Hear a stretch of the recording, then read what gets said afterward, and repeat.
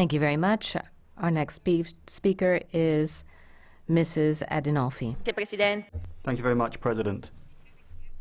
Well, first of all, I'd like to thank the rapporteur to this report and all of the shadow rapporteurs from the Culture Committee.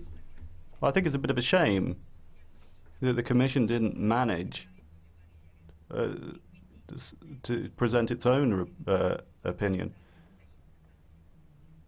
So I think it's a shame that the committee didn't manage to get its point of view heard.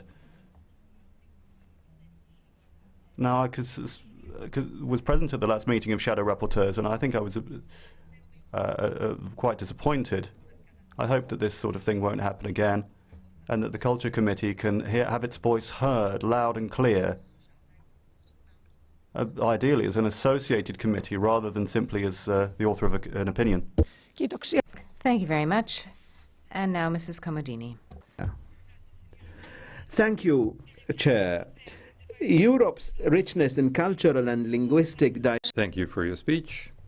Ms. Adinolfi has the floor for 2 minutes. Thank you, Madam President. The European Parliament should be a progressive institution close to the interests of the citizens and defending them. But today it's showing its weariness by getting ready to adopt a text which I feel is not very reactionary. It contains principles contrary to the digital market. Points are reiterated time and time again, and things are very vague and approximate.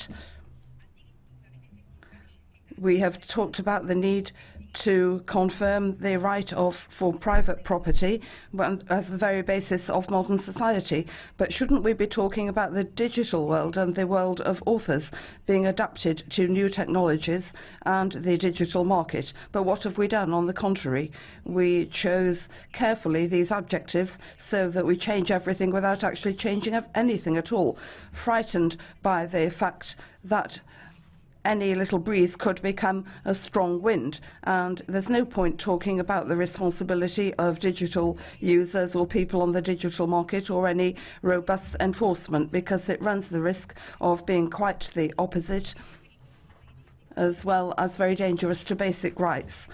Copyright is referred to as an instrument to justify the maintenance of different positions on the market which have no sense, taking account of the possibilities provided by new technologies. As a member of the Cultural Committee, I'm horrified when I read that culture is regarded as a product to be sold, and anybody who wants to benefit from it has to pay to do so. But weren't we meant to be building a Europe for the citizens? Free dissemination of culture shouldn't be held hostage by a reform.